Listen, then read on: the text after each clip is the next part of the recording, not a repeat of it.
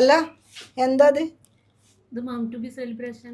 Mom to be celebration എപ്പോഴും ഉണ്ടാവും. നിങ്ങൾക്ക് മാത്രം ഒരു സെലിബ്രേഷൻ, എനിക്ക് സെലിബ്രേഷൻ ഒന്നും വേണ്ട. എൻ്റെ മോനെ എന്നെ കെട്ടിയതിനോണ്ടല്ലേ ഈ മമ്മായെ എണീറ്റ ആദ്യം എനിക്കൊന്ന് സെലിബ്രേഷൻ നടത്തിട്ട് കേട്ടോ. അത് മതി, എപ്പോഴും ഉണ്ടാവും. ആ എടുത്തോട് കേട്ടോ. ഇനി കുറേ നേരമല്ലോ ഓളെടുക്കണേ, ഇതുവരെ കണ്ടിട്ടുണ്ടാവില്ലല്ലോ ഗ്രാൻഡ് മം ടു ബി എടുക്കണേ. ഒന്ന് നോക്കിട്ടോ, ഇങ്ങനെയുമാണ് ഒരു പരിപാടിയൊക്കെ ഡോൾക്ക് മാത്രം. കുത്തിയടി കുത്തിയടി കുത്തിയടി. Happy, happy grandmom to be, grandmom to be. എന്താ മോളെ ഇപ്പം എന്തായി? ഓപ്പറേഷൻ ആയില്ലേ? അന്നേ ഞാൻ പറഞ്ഞില്ലേനോ തടി അങ്ങി പണിയെടുക്കുക അല്ലെങ്കിൽ കീറി മുറിച്ചേണ്ടി ഇരുന്ന്. എൻ്റെ കുടുംബത്തിൽ ആദ്യമായിട്ടാണ് ഓപ്പറേഷൻ ഉണ്ടാവണേ. അല്ല അത് നല്ല സുഖപ്രസവ. കുട്ടിക്ക് എന്താ പാലൊന്നും ഇല്ലേ? എനിക്ക് കുടിച്ചാൻ പാലില്ലേ? പറ്റ ക്ഷീണിച്ചണല്ലോ. മര്യാദക്ക് തിന്നേണ്ടി ഒന്നും തിന്നൂല. ഡോക്ടർമാർ പലതും പറയും. എൻ്റെ മക്കളൊക്കെ പ്രസവിച്ച സമയത്ത് പാലിങ്ങനെ ഒലിക്കേനി. ഇതെന്താ അത് പാലും ഇല്ല.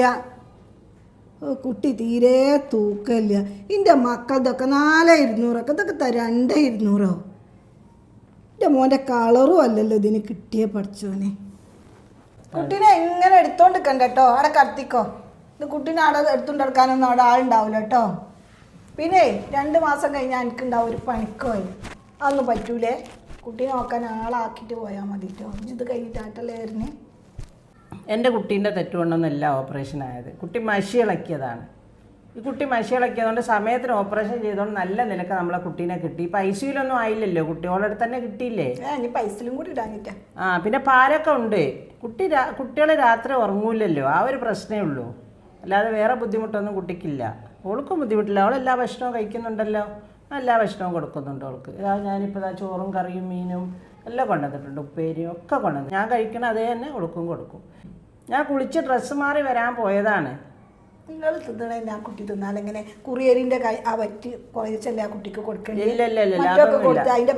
ഞാൻ കഴിക്കണ അതേ ഭക്ഷണം തന്നെ ഞാൻ പാകം ചെയ്ത് അവൾക്ക് കൊണ്ടുവന്ന്. ഞാൻ പുറത്തുനിന്നൊന്നും വാങ്ങുന്നില്ല, ഞാൻ തന്നെ പാകം ചെയ്ത് കൊടുക്കുന്നുണ്ട്. അതന്നെ അവൾ കഴിക്കുന്നുണ്ട്, ഒരു കുഴപ്പമില്ല. കൊഞ്ചിച്ച് ഏതായാലും ഇക്കോലത്തിലാക്കി തീർത്ത് നിങ്ങൾ ഏമാസിലായിട്ട് കൊണ്ടുപോയിട്ട് നിങ്ങൾ തള്ളി മോളി എന്താ ചായിക്കോളി. ഇന്നെ വിളിച്ചണ്ട, ഞാൻ പോവാം. നിങ്ങളെന്തോ കാട്ടിയോളി. മോളിതൊന്നും കാര്യമാക്കണ്ട, അത് കുറച്ച് കഴിഞ്ഞാൽ മറന്നോളൂ. ഇതൊക്കെ പറഞ്ഞൊക്കെ മറന്നിട്ട് വരും ഇങ്ങോട്ട് കേട്ടോ.